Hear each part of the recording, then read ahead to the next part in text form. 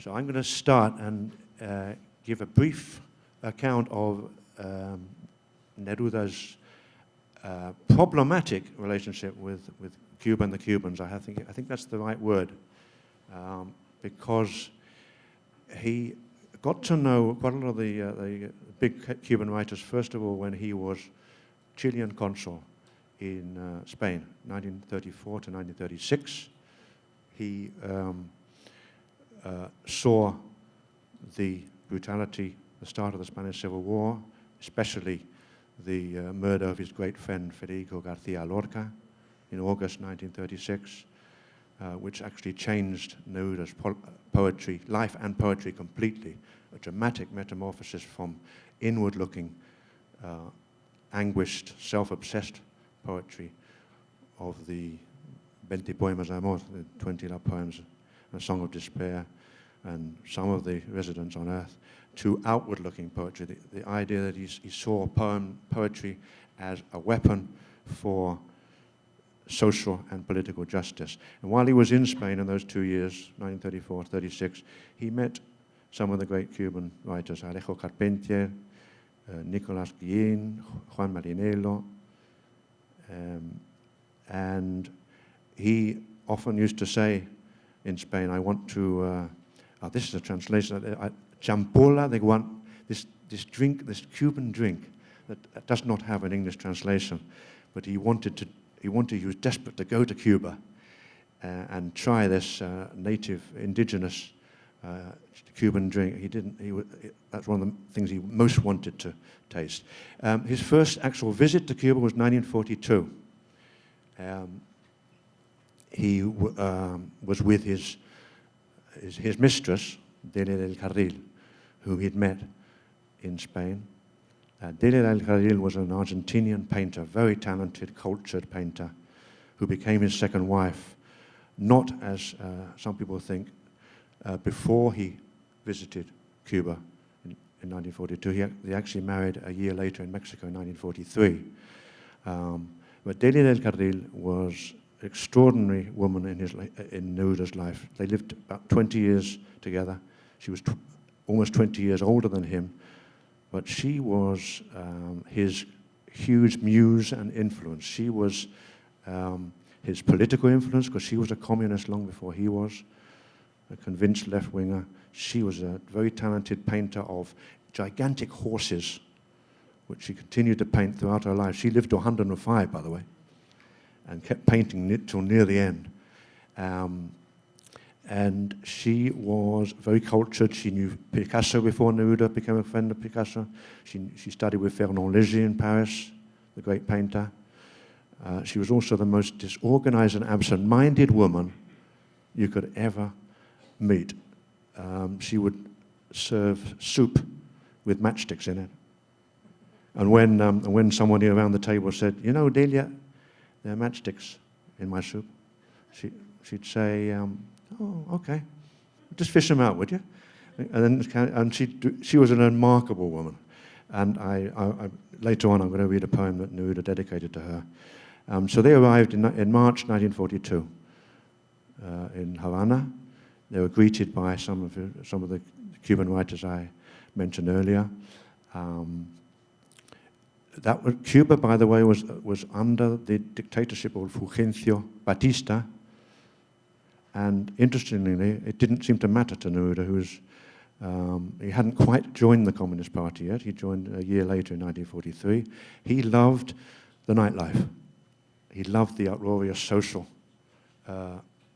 parties, the bustle of Havana in 1942.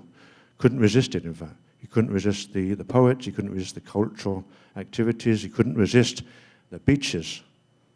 And my good friend Jackie is in the audience there. I was reminded of Neruda's love of seashells, collecting seashells, which he acquired in Cuba with a very famous mollusk expert, malacólogo in Spanish. I don't think it exists as an English word, called Carlos de la Torre. And I think he taught Neruda to love these beautiful seashells. And with Jackie, we were in the Hamptons a few days ago. I was collecting these seashells, and I remember the photo of Neruda bending down and picking up these seashells on the Cuban shore. So 1942 was a wonderful visit, very exciting, lots of readings. He then came back for a second time, just a stopover in 1949, Havana Airport. Hardly stayed at all, didn't basically do anything in Cuba. The other main visit was in 1960, but just before that visit, in 1959, he had his first clash with Fidel Castro. And I said that there was an ambivalent relationship between Neruda and the Cubans. Neruda had a strange meeting with Fidel Castro in a hotel in Caracas when Castro was visiting Venezuela. And if I've got time, I'm just going to briefly read Neruda's own account of that bizarre encounter in 1959 in Caracas, which I think started off the tension between the two men. So this is Neruda in his memoirs. They're called Confieso que he vivido in Spanish, highly recommended, totally unreliable in places, like all memoirs, but beautiful and life-affirming, translated as memoirs in English. We crossed rooms packed with people, a trench of arms holding cocktail glasses high. Someone led us down corridors and stairs to another floor. Celia, Fidel's closest friend and secretary, was waiting for us in an unexpected part of the house. Matilde, by now it was his mistress again, his third wife to be. Matilde was waiting for us in an unexpected part of the house. But Matilde remained with her, and I was taken into the next room. I found myself in a kind of servant's room, a gardener's or chauffeur's. In it, there was only a bed. Someone had hurried out of, leaving it all messed up with a pillow on the floor and a small table in a corner, nothing more. I thought I'd be led from there to some cozy little sitting room to meet the commandant. Well, that's not what happened. Suddenly the door opened and Fidel Castro's tall figure filled the frame. He was a head taller than I. He came toward me with quick strides. "Hello, Pablo," he said, and smothered me in a bear hug. His reedy, almost childish voice took me by surprise. Something about his appearance also matched the tone of his voice. Fidel did not give the impression of being a big man, but an overgrown boy whose legs had suddenly shot up before he had lost his kid's face and his scanty adolescent's beard. Brusquely, he interrupted the embrace and galvanized into action, making a half-turn and headed resolutely towards a corner of the room. I had not noticed a news photographer who'd sneaked in and was aiming his camera at us from the corner. Fidel was on him with a single rush. I saw him grab the man by the throat and start shaking him. The camera fell to the floor. I went over to Fidel and gripped his arm, frightened by the sight of the tiny photographer struggling vainly, but Fidel shoved him toward the door, making him disappear. Then he turned back to me, smiling, picked the camera off the floor, and flung it on the bed. We didn't speak of the incident, only of the possibility of a press agency for all of Latin America. I think Prensa Latina was born of that conversation. Then we went back to the reception, each of us through his own door. And as I was returning from the embassy with Matilde an hour later, the terrified face of the photographer and the instinctive speed of the guerrilla leader, who had sensed the intruder's silent entry behind his back, came into my mind. And that was my first meeting with Fidel Castro. Why did he object so savagely to being photographed? Did his objection hide some small political mystery? To this day, I can't understand why our interview had to be kept so secret. Well, there are various possibilities. At that point, Fidel Castro was insisting he wasn't a communist. He only later declared himself a communist. Neruda, by then, was a fully fledged member of the Chilean Communist Party. And the suggestion is that Fidel Castro didn't, at that point, want to be photographed with this major Chilean communist, and all the photos appear in in the local papers. Just one very quick point before I turn it over to a couple of poems that Ilan's going to read. While he was in Cuba in 1960, Neruda gave a very interesting interview to a number of journalists from Lunes de Revolución, which was the supplement, the cultural supplement of the newspaper Revolución. It was banned by Fidel. It was closed, in fact, not long after Neruda left Cuba. Some of the people who interviewed Neruda, like Carlos Franchi, Cabrera Infante, they became dissidents. Some of them went into exile, like Cabrera Infante in London.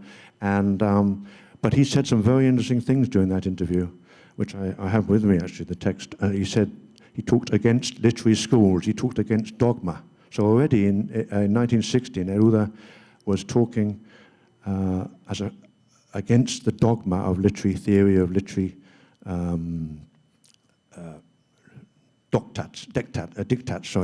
dogmatic theories, which he refused all his life to adhere to. A very interesting time. As I say, 1960, the atmosphere had changed under Fidel. The nightlife was not congenial to Neruda. He didn't like it, paradoxically, as much the feel of Havana under a communist leader, or a communist leader to be, as he did under Batista, even though, of course, politically he was much more in favor of the revolution and always remained so. I'm now going to hand over to Ilan to read a couple of poems. You can explain what they're from. Neruda was a poet of polarities, a poet of extremes. He, as Adam was suggesting, could be the most intimate, personal, domestic of verse writers, and proof of that is 20 poemas de amor y una canción desesperada, the early poetry, Residencia en Tierra, and others. And then with Canto General and beyond, he becomes very public, very politically engaged, very worldly and worthy poet, arguably the most important poet of the 20th century. In fact, Garcia Marquez, who knew him, said that Neruda was the greatest poet of the 20th century in any language. It's hard to think of any poet really that remains as vital, as beloved, generation after generation, as popular, particularly among the young, everywhere in the world, from the Arab Spring to Occupy Wall Street to movements in Venezuela and in Bolivia and in Peru. No matter what direction those movements take, Neruda is often at the forefront, either in effigy or in words. And as many of us who visit Chile as frequently as we can, Chile may be the Latin American country with most poets alive and dead. People know his poetry by heart and can recite it at all ages, from little boys and girls in elementary schools to college students to politicians. Also, Neruda is a poet of polarities in one more sense, and that is he's a very charismatic and enunciating poet that wants others to know what he thinks, but as Adam put it very well, he is also a poet that hides an enormous amount of information in order to present a different face, the face that he wants others to read. He left us, prolific as he was, with about 3,500 poems, an astonishing amount by any measure. And of course, in 3,500 poems, there are some that are extraordinary, that justify the existence of the Spanish language, as far as I'm concerned, without which it would be impossible to think of Spanish, and it would be impossible to think of love and the cycles of life and the connection that we have to the objects that surround us all the time. But inevitably, among those 3,500, there are also many bad poems. And many of them are connected with the Cuban Revolution. There is a book by him that was written in the early 70s. This one not connected with Cuba, but with Chile. That is the title of which alone is proof of its message. Incitación al Nixonicidio y alabanza de la Revolución Chilena. Invitation to the Nixonicide, an invitation to have Nixon killed, and the celebration of the Salvador Allende's socialist revolution. And then another fascinating book, equally questionable in terms of aesthetics, this is my own perspective, called Canción de Gesta, written from the very end of the 1950s to the beginning of the 1960s, mostly a celebration of the Cuban Revolution. And it is from this book that I want to read two poems. The first one only in English, the second one both in Spanish and in English. And I want to do it not without saying a crucial bit of information. The entire book is translated by Miguel Algarín, one of the key figures in the creation of the Nuyorican Poets Cafe, of the whole aesthetic of Nuyorican-ness, and the engagement with the Caribbean in New York City.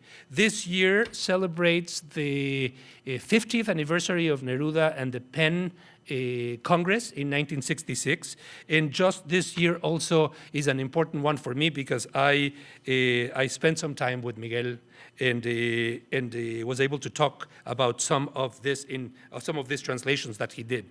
Cuba appears, but when tortures and darkness seem to extinguish the free air, and it is not the spume of waves, but the blood among the reefs that you see, Fidel's hand comes forth, and in it, Cuba, the pure rose of the Caribbean.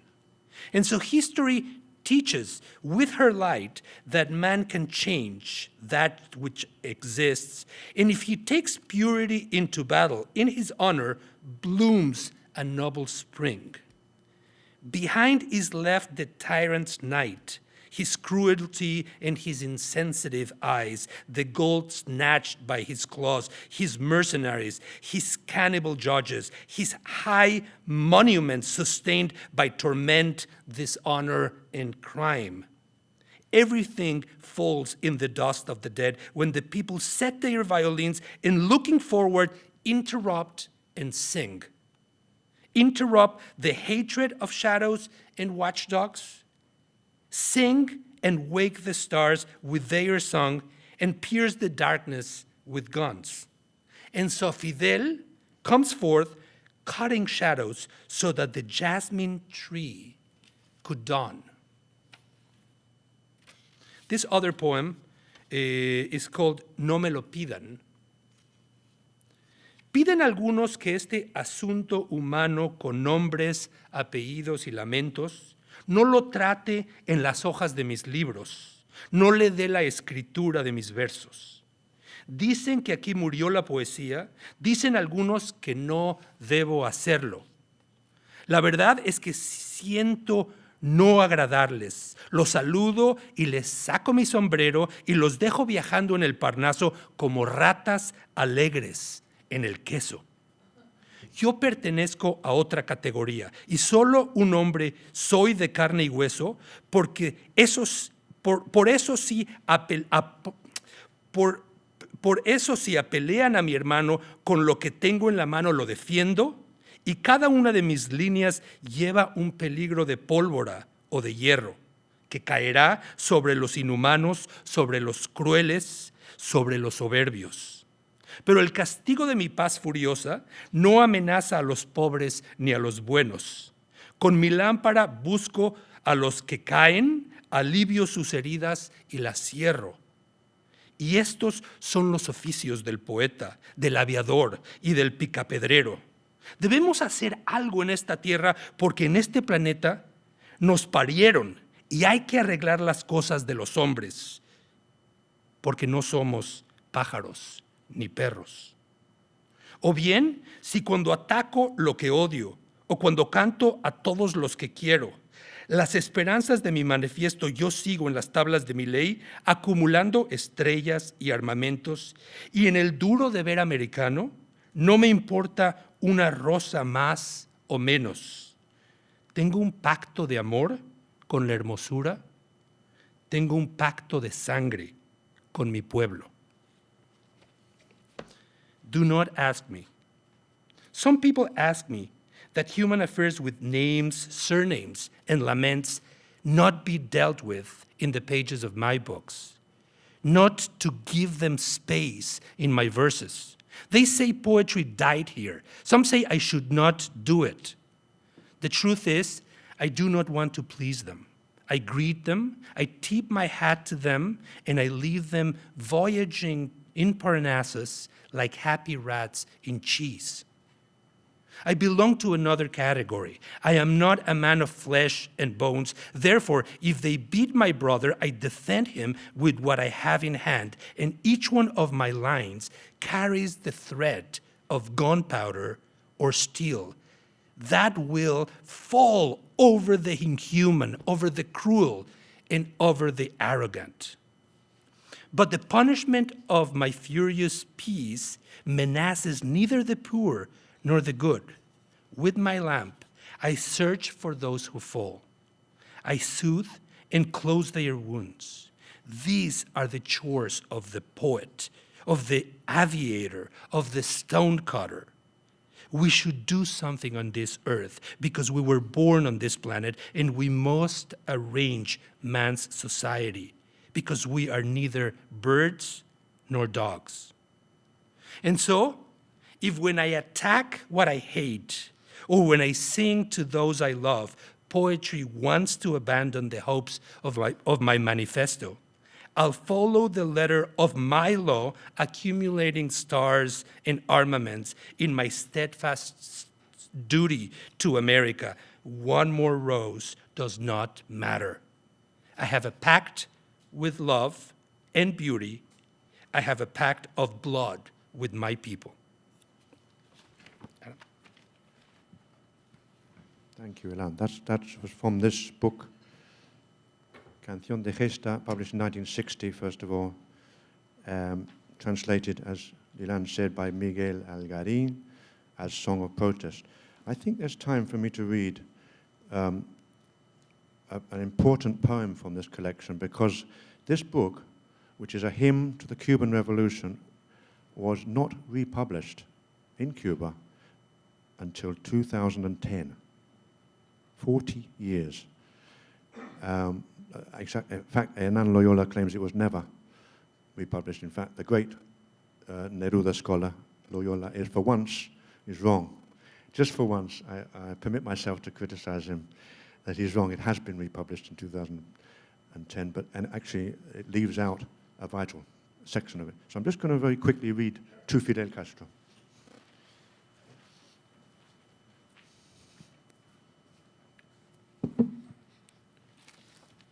This is the poem that I think got Neruda into trouble from this book. To Fidel Castro. Fidel, Fidel, the people are grateful for words in action and deeds that sing. And that is why I bring from far a cup of my country's wine. It is the blood of a subterranean people that from the shadows reaches your throat. They are miners who have lived for centuries, extracting fire from the frozen land. They go beneath the sea for coal, but on returning, they are like ghosts. They grew accustomed to eternal night. The working day light was robbed from them. Nevertheless, here is the cup of so much suffering and distances. The happiness of imprisoned men, possessed by darkness and illusions, who from the inside of minds perceive the arrival of spring and its fragrances, because they know that man is struggling to reach the amplest clarity. And Cuba is seen by the southern miners, the lonely sons of La Pampa, the shepherds of coal in Patagonia, the fathers of tin and silver, the ones who marry cordilleras, extract the copper from Chuquicamata, men hidden in buses, in populations of pure nostalgia. women of the fields and workshops, children who cried away their childhoods. This is the cup. Take it, Fidel. It is full of so much hope that upon drinking you will know your victory is like the aged wine of my country, made not by one man, but by many men, and not by one grape, but by many plants. It is not one drop, but many rivers, not one captain, but many battles.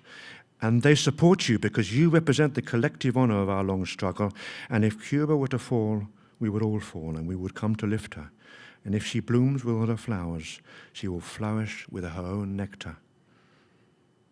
And if they dare touch Cuba's forehead, by your own hands liberated, they will find the people's fists.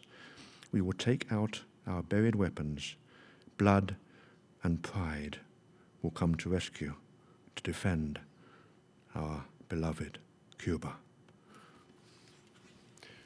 Now, you would think that wouldn't get him into any trouble at all. He's talking about how wonderful the Cuban Revolution of Fidel was.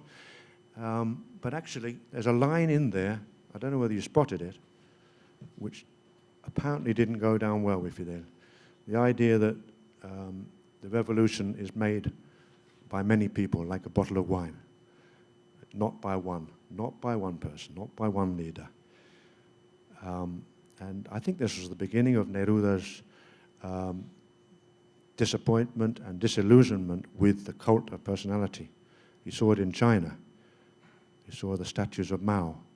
He saw the statues of Stalin when he went to Russia every year.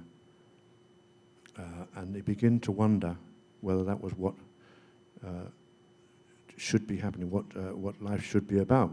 It was, again, coming back to what I was saying before about dogmatism. Cult of personality and dogmatism, I think, went together in Neruda's mind very much. And I think this poem got him into big trouble, but he got into bigger trouble in 1966, as Ilan has referred to the Penn Congress here in New York. Absolutely remarkable event. The likes of Carlos Fuentes, Vargas Llosa, Silone from Italy. Can't remember, the names escape me. Some of the biggest writers in the world came. It was a kind of Cold War literary clash. The Cubans were invited but didn't turn up.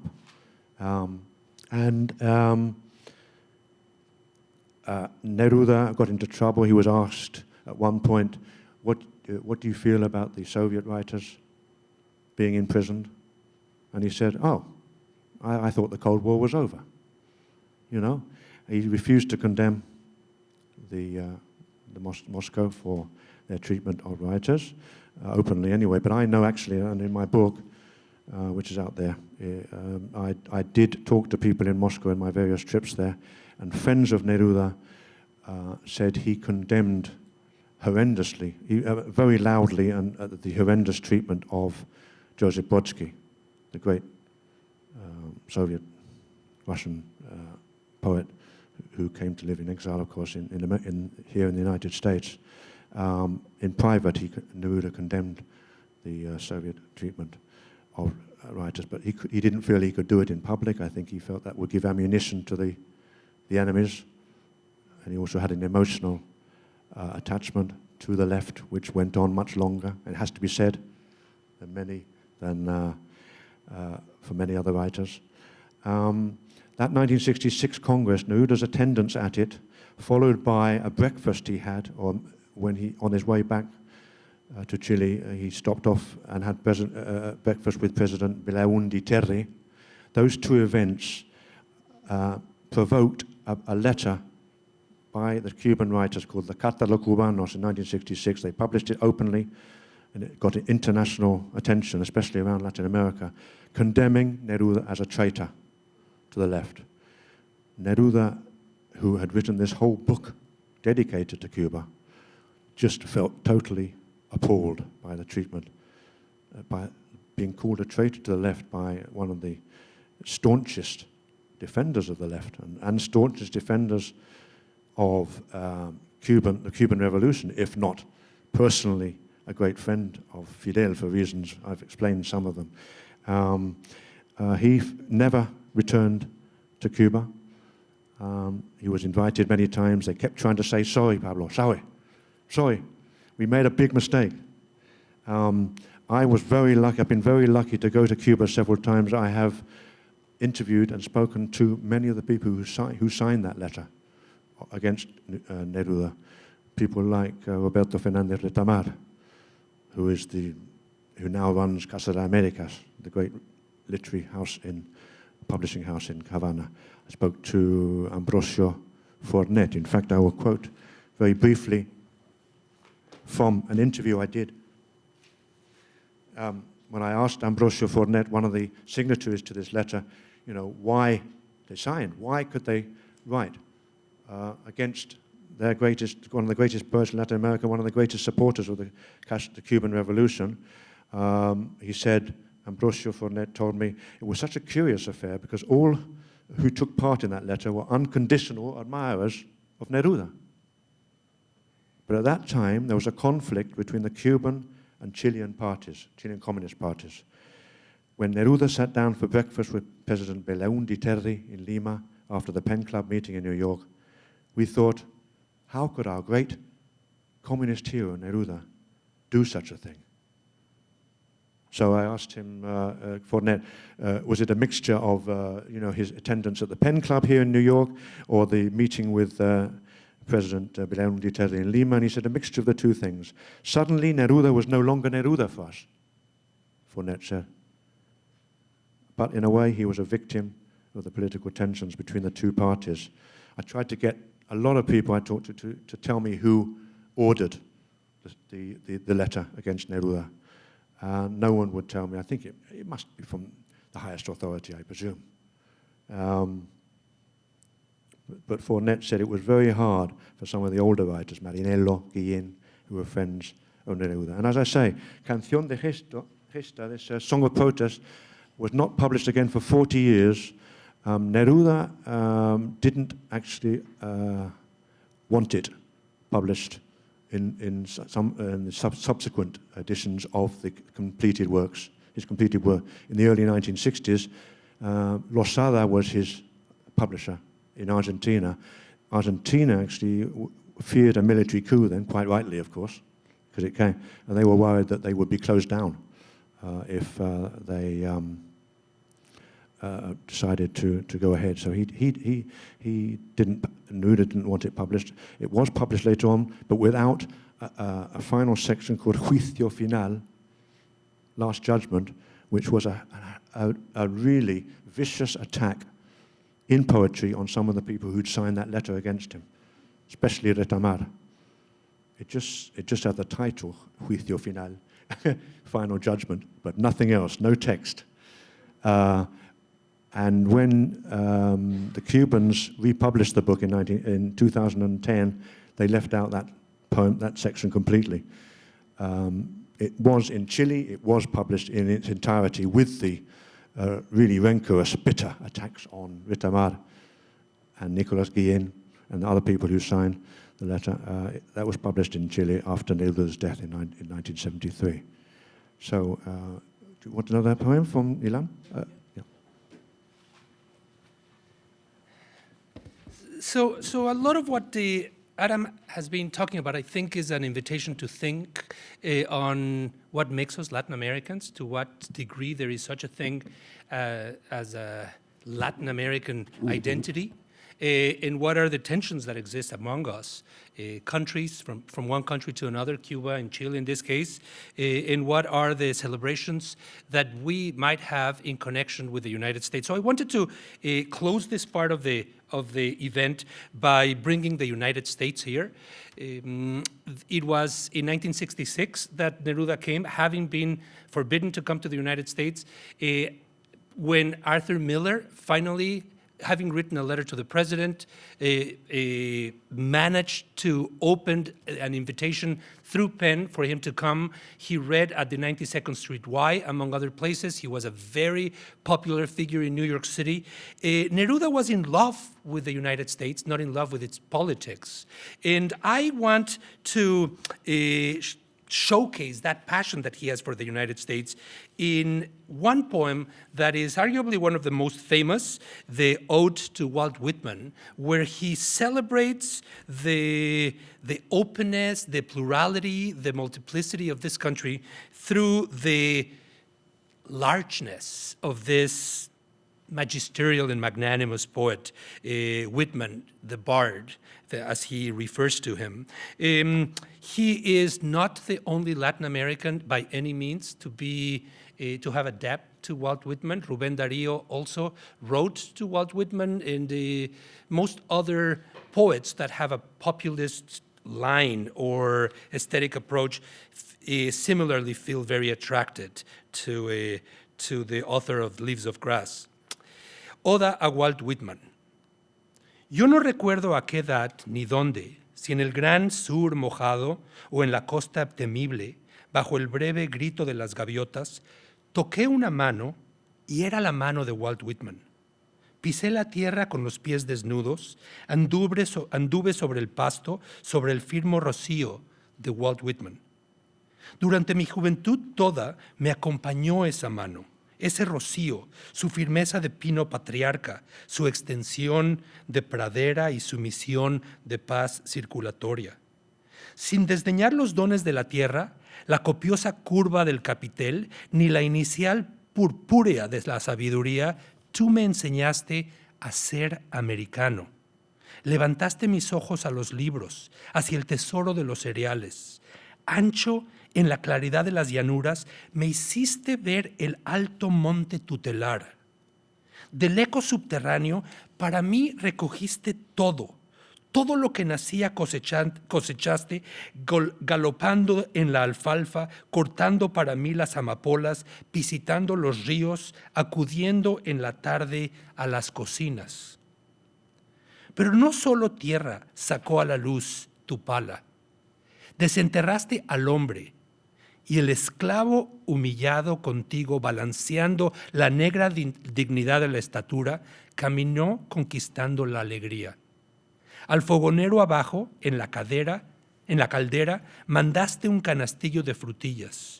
En todas las esquinas de tu pueblo, un verso tuyo llegó de visita y era como un trozo del cuerpo limpio, el verso que llegaba como tu propia barba pescadora y el solemne camino de tus piernas de acacia.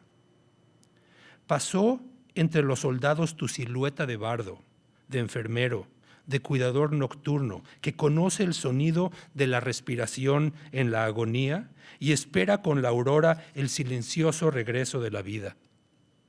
Buen panadero, primo hermano mayor de mis raíces, cópula de araucaria, hace ya 100 años que sobre el pasto tuyo y sus germinaciones, el viento pasa sin gastar tus ojos. Nuevos y crueles años en tu patria, persecuciones, lágrimas, prisiones, armas envenenadas y guerras iracundas. No han aplastado, ninguna de ellas, la hierba de tu libro, el manantial vital de su frescura. Y ¡ay! Los que asesinaron a Lincoln ahora se acuestan en su cama. Derribaron su sitial de olorosa madera y erigieron un trono por devastadura y sangre salpicado.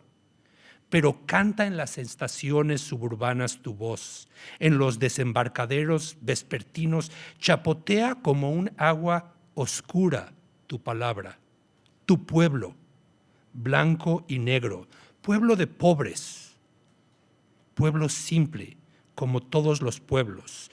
No olvida tu campana. Se congrega cantando bajo la magnitud de tu espaciosa vida. Entre los pueblos con tu amor camina acariciando el desarrollo puro de la fraternidad sobre la tierra.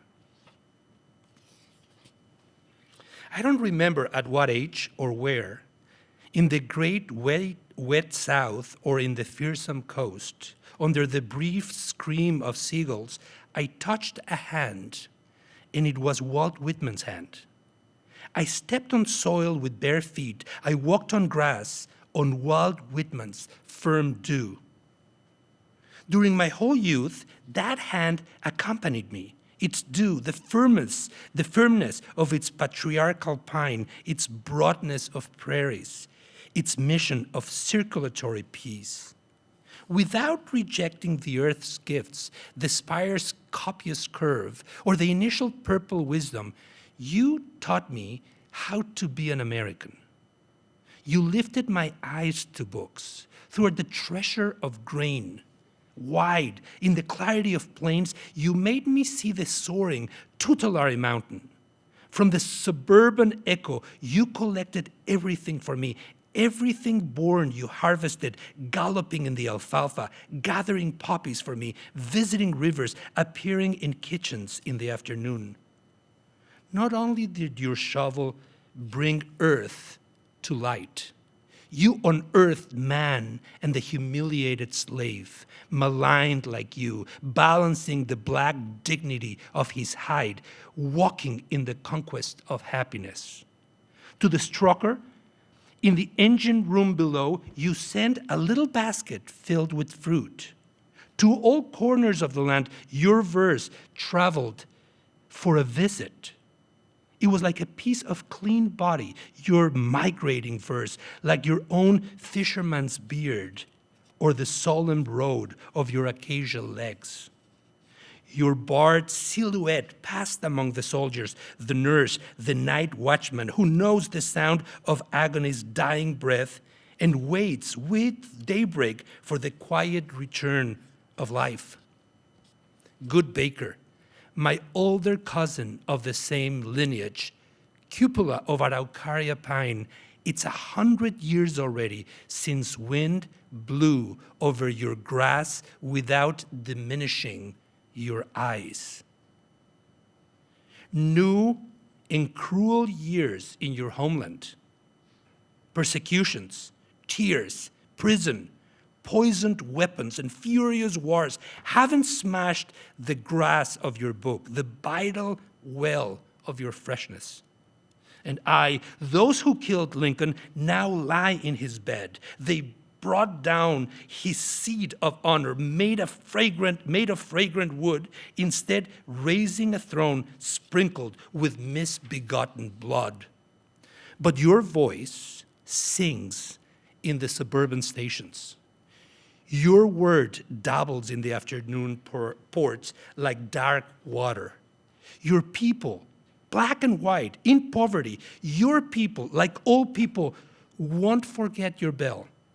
They congregate, singing under the magnitude of your spacious life. Your love walks among them, caressing the clean growth of humankind on earth. And I want to conclude with one of my favorite poems by Neruda, a poem that I simply adore. And when I was saying before that Neruda justifies the existence of the Spanish language, well, I hope that concept will resonate in your mind. It is an ode that has nothing to do with Cuba, that has nothing to do with the United States. It has just to do with words. Actually, it has just to do with a book that collects all the words, the dictionary. An ode to that most amazing of volumes where the entire language that we employ is either imprisoned or freed for us to draw from. Oda al diccionario. Lomo de buey, pesado cargador, sistemático libro espeso. De joven te ignoré, me visitó la suficiencia y me creí repleto, y orondo como un melancólico sapo dictaminé, recibo las palabras directamente del Sinaí bramante, reduciré las formas a la alquimia, soy mago. El gran mago callaba. El diccionario, viejo y pesado, con su chaquetón de pellejo gastado, se quedó silencioso sin mostrar sus probetas. Pero un día, después de haberlo usado y desusado, después de declararlo inútil y anacrónico camello, cuando por largos meses sin protesta me sirvió de sillón y de almohada, se reveló y plantándose en mi puerta creció, movió sus hojas y sus nidos, movió la elevación de su follaje. Árbol era, natural, generoso, manzano, manzanar o manzanero, y las palabras brillaban en su copa inagotable, opacas o sonoras, fecundas en la fonda del lenguaje, cargadas de verdad y de sonido. Aparto una sola de sus páginas. Caporal, capuchón. ¡Qué maravilla pronunciar estas sílabas con aire! Y más abajo, cápsula, hueca, esperando aceite o ambrosía, y junto a ellas, captura, capucete, capuchina, caprario, captatorio. Palabras que se deslizan como suaves uvas o que a la luz estallan como gérmenes ciegos que esperaron en las bodegas del vocabulario y viven otra vez y dan vida. Una vez más, el corazón las quema. Diccionario, no eres tumba, sepulcro, féretro, túmulo, mausoleo, sino preservación, fuego escondido, plantación de rubíes, perpetuidad viviente de la esencia, granero del idioma.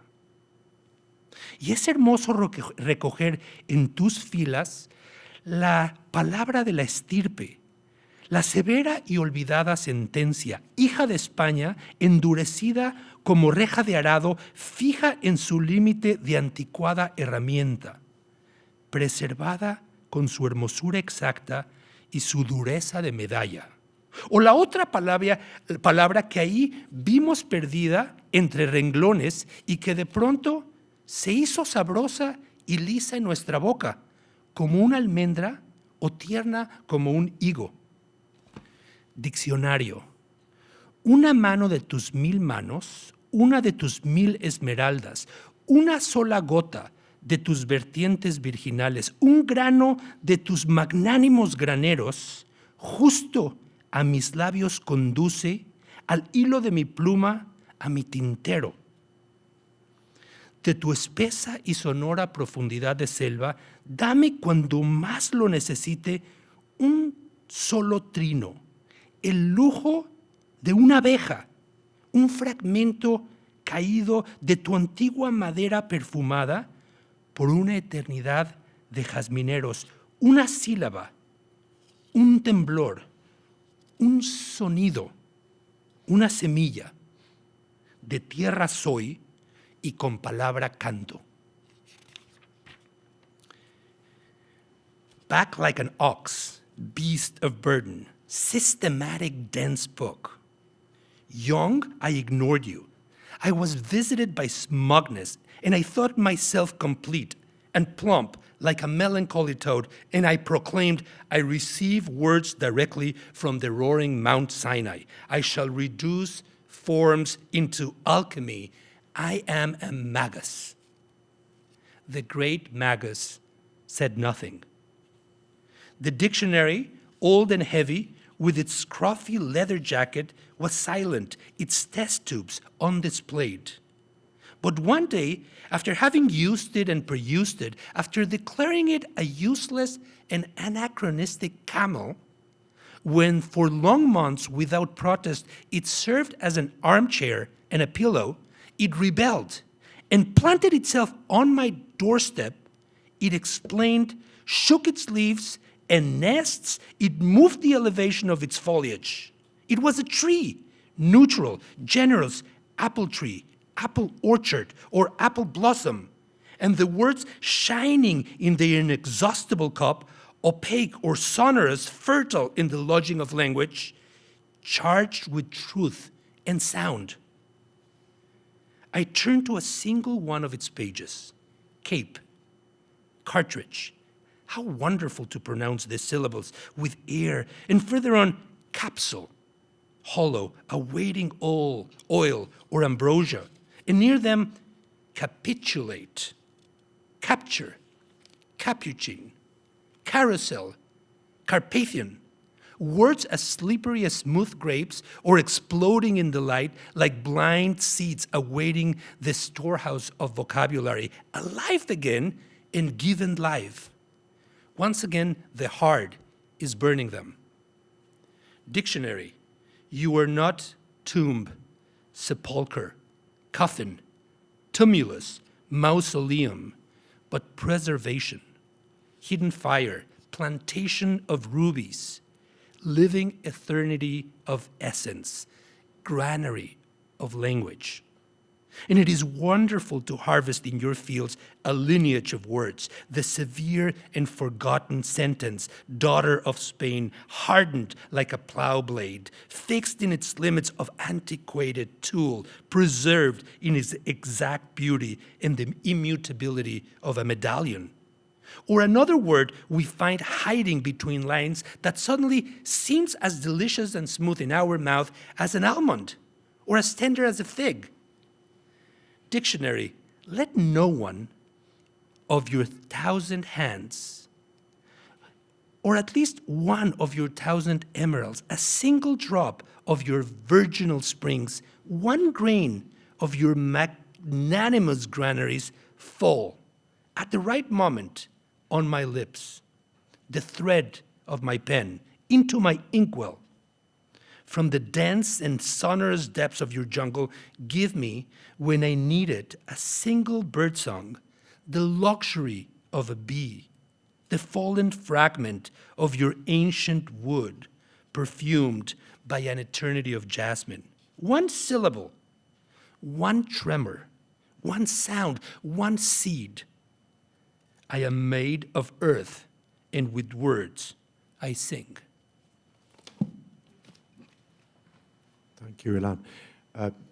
The odes are extraordinary. Neruda had the gift of making the ordinary extraordinary. Like his great friend Picasso, he also wrote odes to the tomato, the onion, the artichoke, to my socks, ode to my socks, which is fantastic. Ode to my suit. They are wonderful. Going back very quickly to Walt Whitman, Neruda's carpenter, Rafita, was once going round Neruda's house at Isla Negra, and he pointed to a portrait of Walt Whitman on the wall. And he said, "Pablo, is that your grandfather?" And Neruda said, "Yes, it is." I think Neruda and Whitman had lots in common. They had a love of nature, which was a great paradox in Neruda's life, that his father in Temuco in southern Chile did not want him to be a poet, hated the idea of him being a poet, but his father was a train driver and drove him through the forests of southern Chile and gave him the ammunition, the material, the beauty of the selvas, the forests of southern Chile. They were the material for so much of Neruda's most beautiful poetry about love of nature. So he had that in common with Whitman. Also, I think, also in common the ability to talk to the reader as an equal, as someone who shares the throb of life that he has. I know we're going to throw it open 1 second to the audience. I'm going to have one more poem, because Neruda was a love poet amongst everything else. In fact, you could argue that even his political poetry, his bad political poetry, was love poetry. But of course, his greatest love poetry was for the women in his life. And I'm going to read a poem, because it's a poem to his second wife, Delia, that very few people read. People read the Captain's Verses, which was published in 1952 anonymously, dedicated to his third wife-to-be, Matilde. People read the 100 Love Sonnets to Matilde again, but very few people read a poem that Neruda wrote for Memorial de Isla Negra notebooks, published in 1964, to his second wife, Delia, who was the great influence on his life. I'm going to very quickly read that in English, and then we'll throw it open to the audience. Delia. Delia is the light in the window, open to truth, to the honeyed tree. and time passed without my knowing, if there were remained from our wounded years only her shining intelligence, the sweetness of the one who shared the harsh room of my sorrows. For to go by what I remember where the 7 swords pierced me in their quest for blood, and absence welled up in my heart. There, Delia, the glowing moon of your mind kept my grief at bay. From your vast country you came to me with an ample heart, spread out like golden grain, open to the changings in the flower, and there was no gentleness like that which falls as rain does on the meadows. The drops descend slowly. Space, dung, and silence receive them, and the suddenly stirring cattle lowing in the damp air under the violin of the sky. From there I suddenly recognized you, like the leftover scent of a rose on a morning coat in winter, as if you'd always been mine without being so, from nothing more than that bare trace or the sharp shadow of a petal or a shining sword. And then came the war. You and I met it at the door, a passing virgin who sang as she died, and the smoke seemed lovely, the explosion of blue gunpowder over the snow. But soon, our broken windows, shrapnel among the books, pools of fresh blood in the streets. War is no smile. Hymns went to sleep. The ground vibrated with the heavy tread of soldiers. Death spread itself flower by flower. Our love didn't come back. It was bitter, that time, without tears. The tears came later. Later, for honor itself wept, perhaps in defeat. We didn't know that a huge grave was opening, and into it were falling nations and cities. And that's how old our scars are. We kept the sorrow and the ashes through the gates of Madrid. Come the Moorish troops, and Franco, with his cartload of skeletons, our friends dead and exiled. Delia, among so many leaves from the tree of life, your presence in the fire, your goodness like dew, dove in the raging wind.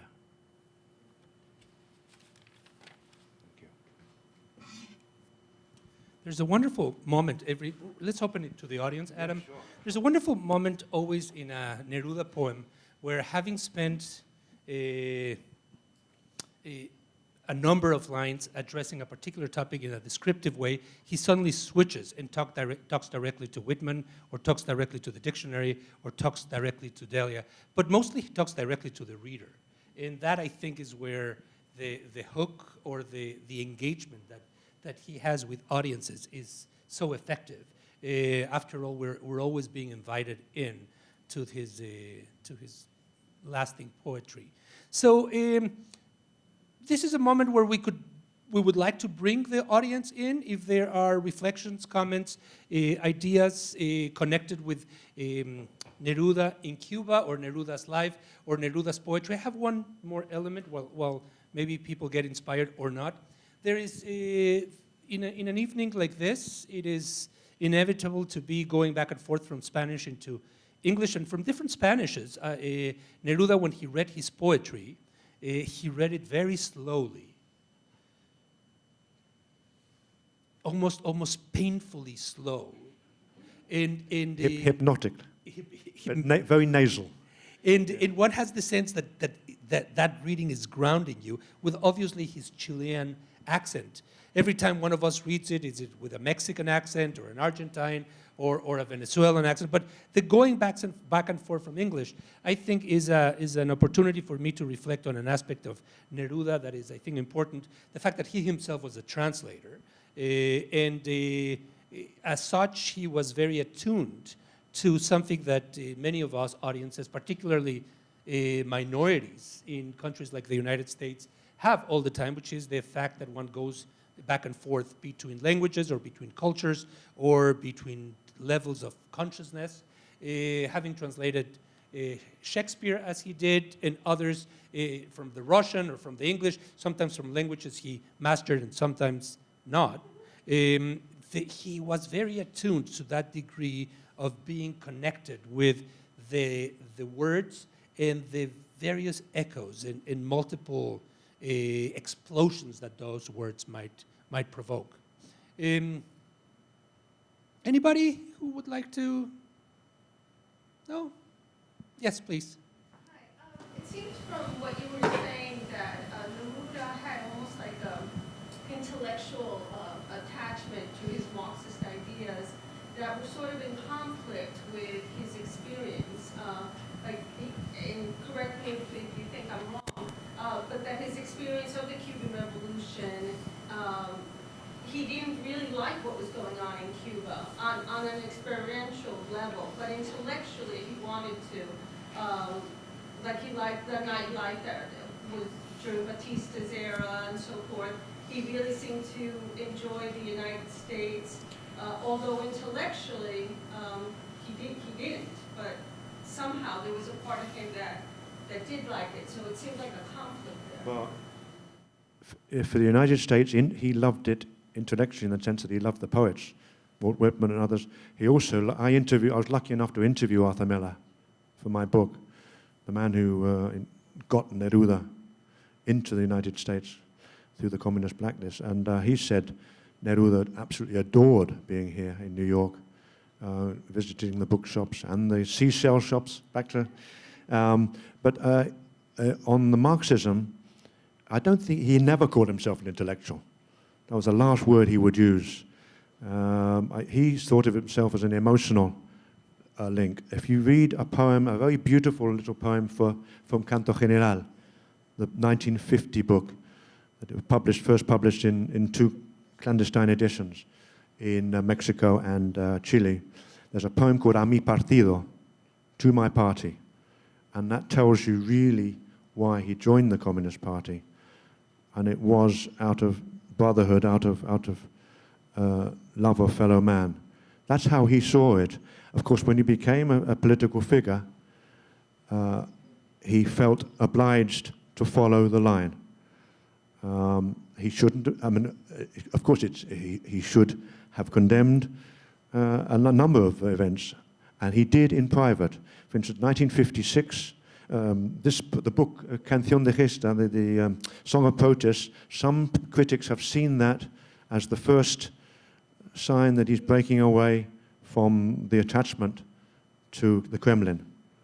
1956, the events, first of all, the Khrushchev revelations, and then the Hungarian uprising, repression, and then 1968 more with the crushing of the Prague Spring, where he wrote a line, and then the poetry is starting to reveal his disenchantment with the hardline Stalinism. He wrote a line that says, Prague came like a stone falling on my head.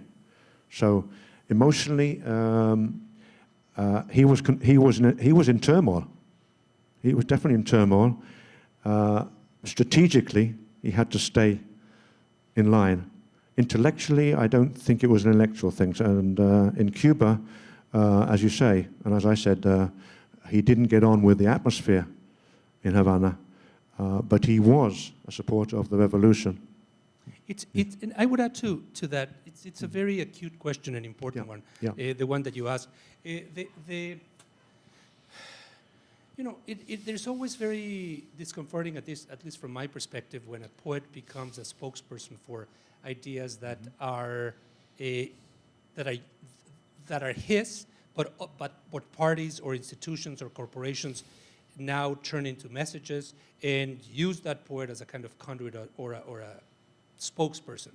To this day, Neruda is a very polarizing figure, beloved because of his rebellious spirit, and also demonized for his alignment to a political view that sometimes seemed very rigid. But I think it's important to note, connected with your question, that this alignment was always ambivalent. In Canto General, he goes against the politicians. It's always the politicians, in his view, that are destroying the the countries, the landscape. And it is the people who keep that landscape alive. So he always manages, when he's talking about the Argentina or Mexico, the Mexican Revolution, or to distinguish, to differentiate between the two, how the dictadores are always surrounded by flies and by putrefaction, but the people are the ones that are keeping things alive. But I think that in the end, like most of us, he wasn't always fully successful in navigating this difficult line. And I think it's a difficult line that we navigate today in different ways, not necessarily with the Communist Party, but with a corporation or with an institution that we're representing, or with the green movement. Can you turn poetry into a vehicle to let the ideology that you have become a reality? Is poetry paying the price? In some cases, poetry pays the price in Neruda. I think, in putting together this anthology, I wrestled as an editor how much of bad Neruda poems should be there. And I don't think you should censor them. I think you should show an aspect of Neruda, but I think ultimately it's the inspired Neruda that will continue to inspire. There's a Yeah. Y yo lo puedo traducir. Sure, I'll repeat the question. If you ask the question in Spanish, I'll mistranslate it into English so that I can answer it in the... Todo eso es muy cierto, pero ¿no crees, Ilan, que también hubo a partir de 1990 por allí una prohibición del discurso de nosotros poético en la literatura que tiene que ver con el liberalismo tomando posesión del planeta, en el caso de Latinoamérica personificado por Octavio Paz? Es decir, la poesía no podía tratar del nosotros porque el nosotros estaba ya decidido, y lo decidido era el capitalismo. Y gran parte de cuando dices esa frase, la mala poesía social de Neruda, no puedo dejar de oír a Letras Libres y a Vuelta, ¿no? Poniendo ese dictamen sobre todo lo que escribió Neruda en primera persona plural. I'm going to try to summarize the hope that all of us are knowledgeable enough in Spanish so that we know what was just said. Isn't it true that in spite of this view of Neruda as representing a particular party line, there's also a way to excise or eliminate from Latin American poetry the nosotros, the we, that he represents so much, for an I that is in line with the capitalist view, and it is represented in the figure of Octavio Paz and in the magazines that he edited, starting with Plural, which wasn't mentioned, but Letras Libres and Vuelta, kind of roughly the essence of the statement. There's no doubt. I think one could debate Latin American, one could reduce Latin American poetry to three lines. The Borges line, the Neruda line, and the Octavio Paz line. For better or worse, my impression is that in Latin America, particularly in Mexico, we end up in literature mimicking the presidencialismo, the approach to the single figure that represents the way literature should be perceived altogether. And in Mexico, either you were, as in the case of Fidel in Cuba, either you were with Fidel or you were against Fidel. In Mexico, you were either con Paz or against Paz. There wasn't anything in between.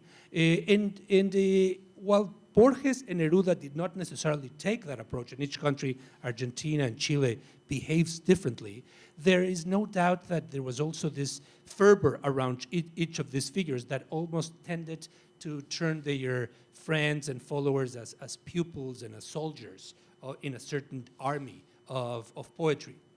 Yes, Paz aligned to French poetry, to the connection of a very, the yo, the personal I at the very center is a sharp contrast with the Neruda one. And Paz survived Neruda for 20 years, and though they had been friends for a while, they parted ways, and for a long period, the shadow of Paz was a shadow that was being represented in Latin American poetry. But my impression is that all of us just exert a certain degree of control after death, and then things reorganize themselves again. And with the new youth movements that are emerging in the world, I think Neruda is vindicated again, and the Nosotros returns with a vengeance, maybe. And in that sense, maybe Octavio Paz is being eclipsed. Yeah. So can I just say, human beings respond to events in different ways. Neruda, the metamorphosis that I described in Spain, when Neruda saw his great friend Lorca murdered, that was precisely this transformation from the I, from the yo, to the we, nosotros. He didn't think poetry should be about talking about your own problems, about your own anguishes, although he did that beautifully in 20 poemas de amor en una canción desesperada. He thought his poetry changed dramatically, and he describes that change in one of his great poems, Explico algunas cosas. Let me explain a few things from España en el corazón, Spain in my heart. That is the change in his poetry from the I to the we, which never left him. Perhaps he did return in the 8, and there's 7 posthumous books of poetry, which are absolutely astonishingly beautiful, that he wanted to publish in 1974 for his 70th birthday. He never made 70. He died in 1969. Died at 1969, 12 days after the coup. And some of you may know that he was just reburied in Chile, Neruda, for the 4th time. They exhumed his body in 2013 because his chauffeur, Manuel Araya, claimed that he was poisoned in the Santiago hospital, Santa Maria. And we don't know. One nephew is convinced it happened, it was poisoned. Another nephew is convinced that it didn't. They're still investigating, even though they reburied him, they are still looking at some of the extracts from the chemical. There's something, I think, grotesque in Latin American culture that we keep on burying our writers. García Lorca, Cervantes, encontramos los huesos, o no los, Neruda, el Che Guevara, we can't quite let them rest in peace. Bolívar, we can't quite allow them to rest in peace. But I think it's a way to reflect on the fact that their legacies keep on being revamped and reassessed. Yeah, but it's okay, questions. You mentioned that Neruda was friends with Garcia Marquez, who was also friends with Castro. What was that friendship? Maybe Adam could say more. I don't know if, I'm going to repeat. Sure. I mentioned that Neruda was friends with Garcia Marquez, who in turn was friends of Fidel Castro. What was, I forget exactly how you put it, what was that about? I don't know if he wasn't friends in the sense of a long-lasting friendship. There are photographs of all of them together. There is a poem to Garcia Marquez. Maybe this is the best revenge. There's no poem to Octavio Paz, but there's a poem to Garcia Marquez by Neruda. And it was the tone of that poem is to celebrate what the new Latin American boom was about. The emergence of these new voices that were putting together a kind of a symphony of what Latin America ought to be in the second part of the 20th century. Had Neruda been a member of exactly the same generation of Garcia Marquez, I think they probably would have gone in different directions. They were more than 20 years apart, maybe? Yeah. 24 years apart. And there is this, when the story of Garcia Marquez is told too, is the story of him being a spokesperson for Fidel Castro, but also him struggling with the role that he takes and opening up to the Clinton administration and others. So it's never an easy path.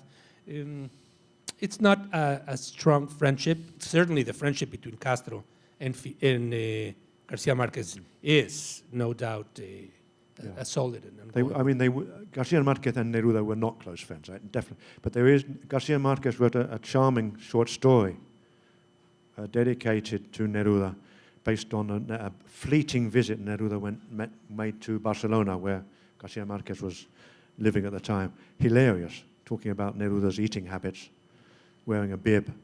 Neruda loved food, loved food and wine. Wherever he went in the world, he looked for Chilean wine, even in his bizarre postings in the Far East in the 1920s and 30s. But it's a wonderful story, the Garcia Marquez story. But I would never describe them as close. friends. No. I think I saw another hand. Yes. Yeah. I'd like to ask something quite different about the political topic here, but to me very interesting, which is the translation itself. And I imagine that translating poetry probably is one of the most difficult things to do. And how's your experience trying to put in, my mother language is also Spanish, so I'm making a huge effort. But when you read the poem in Spanish, it's just the original thing. It comes to me to my heart. I mean, Neruda straight. But when you read it in English, it's not the same thing. And I'm making an effort to, like, when you read it in English, okay, yes. So how, when you read right now, you just, I like to hear. Yeah. I'm going to summarize again. What is translation like when it comes to poetry, and how does the translator struggle or not in delivering a voice? I grew up in a multilingual environment. There was Yiddish and Spanish and eventually other languages as well. And there were different realms that each of these languages connected to a different realm in life. So I was attuned to the fact that languages represent different worldviews, and each of them is a window into an entire civilization. You can say things in a single language that, much as you try, you will never be able to fully convey it in another language. On the other hand, and because of my own life as an immigrant and my love of language and the work that I do as a translator, it seems to me that we live in a world, we have been living for millennia, in a world where without translation there is no coexistence. And it is through translation that you get to meet others and yourself. I have been very close as of late with the work of Cervantes, El Quijote. There are 22 full translations of Don Quixote into English. I would say that there's more Quixote in English because there are 22. In Spanish, we only have one. But we have the one. In English, they're all approximations. Yeah. On the other hand, I'll tell you, I don't have statistics here, but most people that read Don Quixote in the world read it in translation. Yeah. Because most people read in another language a work that is, and so there's a section in the book where Don Quixote and Sancho enter a print shop, and they start to look at books, and they see one in Italian, and Don Quixote starts talking with a printer and then with Sancho, and Don Quixote says to Sancho that reading a book in translation is like looking at a Flemish tapestry through the back. You know that there are colors and silhouettes, but you can't quite appreciate them. But he also says it's sometimes the only way you can look at that carpet. There was another very famous Israeli poet of the Hebrew Renaissance who said that reading in translation is like kissing through a veil. But would you not want to kiss? I think that what one does, translating poetry to me is very difficult. And it takes a long time. Two things are essential for me, content and music. One cannot live without the other. Yeah. The translator cannot usurp the role of the writer. The poet is who must shine. I think a translation that is better than the original, there are cases, is a betrayal of that original. Yeah. In the end, I like to read translations more than I like to listen to translations, which I unfortunately subjected you today. Yeah, but actually Borges famously said that Don Quixote is better in the English translation than in the original. But he was being mischievous. He was being mischievous, as he often was. Actually, I mean, I'm a poet and a translator. I believe that poems should sing. You mentioned music, Ilan. If they don't sing, then I don't think they're great poems. And I think Neruda himself said the best language he was translated into was Italian. Now, I find that an interesting comment because they're so similar in the terms of rhythm, vowel sounds, that actually I don't think they're as interesting, the Italian translations, as the English versions, because they're more like photocopies. They're more, I mean, Bellini is one of the, other great translators. There have been great Italian translators, but they are copies, so similar that they don't do anything new. Whereas I think some of the great English translations, when they sing, they do something similar and don't change the meaning of Neruda, because there are some translators here in the States who change the meaning. I won't name any names, but not you, Ilan, I hasten to add. I'm looking at you, but I didn't mean you. Other translators, who change the meaning of, they use another English word which not only changes the rhythm, but changes the meaning when there was a perfectly good English word, similar in rhythm and sound to the Spanish, and just as musical. And I do not understand why they do that. But anyway. And likewise, the opposite direction. In the opposite direction, Neruda, to the best of my knowledge, but Adam might correct me here, first read Whitman not in English. So I think that is a significant element on. Yes, he did. He studied French first. He was supposed to be a French teacher when he arrived in Santiago in 1921. Changed his name to escape his father's clutches, by the way, to Pablo Neruda, and so he loved the French symbolists.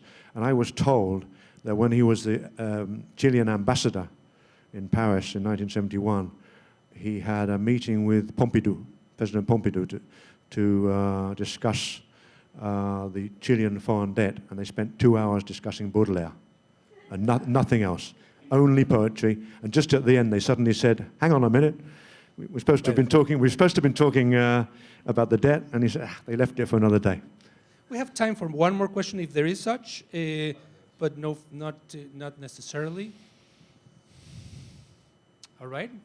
Well, I mean, anything else you want to say to finish off? It's been a pleasure to share the stage absolutely. with you. Thank you, Ilan. It was. I hope you've enjoyed it, and read more Neruda. He was absolutely great poet. One thing I would like to say, when I was speaking to Luis Sepúlveda, who was the great Chilean novelist, short story writer in Spain a few years ago, he said, "I don't understand Neruda.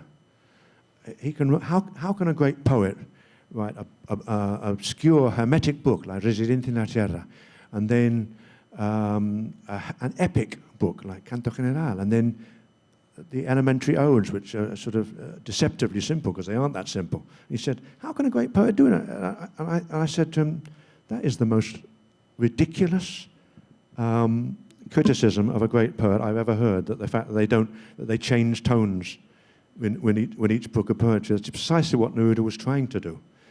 He was trying to enrich himself and enrich the reader with every book that he opened and started and worked on. You don't criticize, or maybe you do, but I don't, criticize Picasso for moving from one, experimenting from one style to another. So why would you do that about poets? But some people have done it.